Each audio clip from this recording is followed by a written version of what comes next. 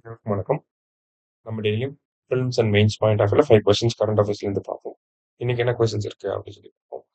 So first one, which national toll free number has been launched by office of registrar general and census commissioner for census 2027 to assist the public and field staff அப்படின்னு சொல்லி கேட்டிருக்காங்க. So census ரிலேட்டடாக மக்களை வந்து assess பண்ணுறதுக்காக ஒரு helpline number வந்து launch பண்ணியிருக்காங்க. அந்த ஹெல்ப்லைன் நம்பர் தான் என்ன அப்படின்னு சொல்லி கேட்டிருக்காங்க. என்ன நம்பர் அப்படின்னு சொல்லி பாத்தீங்கன்னா 1855 அப்படிங்கறதா அந்த ஹெல்ப்லைன் நம்பர். சரியா? ரைட். அடுத்தது, India has 56 gigawatt of installed wind energy capacity and India ranks 4th in the world in wind energy generation. அதாவது நம்ம கிட்ட அந்த நிறுவப்பட்ட காற்றாற்றல் திறன் அப்படிங்கிறது 56 ஜிகாவாட் இருக்கு. அதன் அடிப்படையில பாக்குறப்ப உலகத்துல 4வது இடத்துல நம்ம இருக்கோம். சரியா? ரெண்டுமே கரெக்ட் தான். போத் கரெக்ட் அப்படிங்கிறது கரெக்ட் ஆன்சர். அடுத்தது, the project titled Strengthening Institutional Capacities for Securing Biodiversity Conservation Commitment is a joint initiative of government, Global Environment Facility and UNDP அப்படின்னு சொல்லி கொடுத்துருக்காங்க. ஸோ இந்த ப்ராஜெக்ட் 2025 to 2030 வரைக்கும் இருக்க போகுது. கிட்டத்தட்ட 46 கோடி ரூபாய் செலவுல இந்த திட்டத்தை செயல்படுத்த போறாங்க. ஓகேவா? அதாவது பல்லுயிர் மேம்பாட்டு திட்டம் அப்படின்னு தமிழ்ல சிம்பிளா எடுத்துக்கலாம் நம்ம. ஓகேவா? பயோடைவர்சிட்டி டெவலப்மெண்ட் ப்ரோக்ராம் அல்லது பயோடைவர்சிட்டி கன்சர்வேஷன் கமிட்மெண்ட் அப்படின்னு கூட எடுத்துக்கலாம். இந்த திட்டத்தை மத்திய அரசாங்கம் நேற்று அறிமுகப்படுத்தி இருக்காங்க. லோக்கல் கம்யூனிட்டிஸை இன்வால்வ் பண்ணி பயோடைவர்சிட்டியை வந்து டெவலப் பண்றதுக்கான ஒரு முன்னோடி திட்டமாக இது இருக்க போகுது. ஸோ இந்த திட்டத்தை பொறுத்த வரைக்கும் பாத்தீங்கன்னா 2 இடங்கள்ல இம்ப்ளிமெண்ட் பண்ண போறாங்க. ஒன்னு தமிழ்நாடு, இன்னொன்னு மேகாலயால.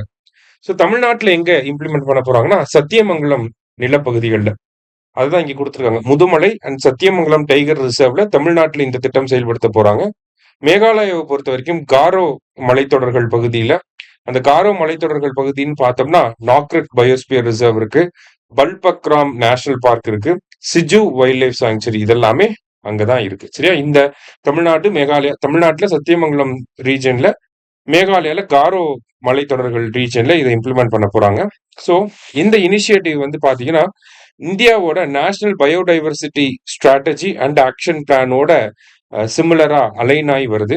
குளோபல் லெவல்ல பாத்தீங்கன்னா 30x30 பயோடைவர்சிட்டி டார்கெட் அப்படின்னு சொல்லி இருக்கு. அதாவது குளோபல் லெவல்ல இந்த குன்மிங் மான்ட்ரியால் அக்ரிமெண்ட் இருக்கு. அதுல இருக்கக்கூடிய 30x30 பயோடைவர்சிட்டி டார்கெட், அதே மாதிரி பாரிஸ் அக்ரிமெண்ட் கீழே இந்தியா கொடுத்திருக்கக்கூடிய கிளைமேட்டோட டார்கெட், இது எல்லாத்தையுமே சாட்டிஸ்ஃபை பண்ணக்கூடிய அளவுல இந்த ப்ராஜெக்டை வந்து செயல்படுத்த போறாங்க. சரியா?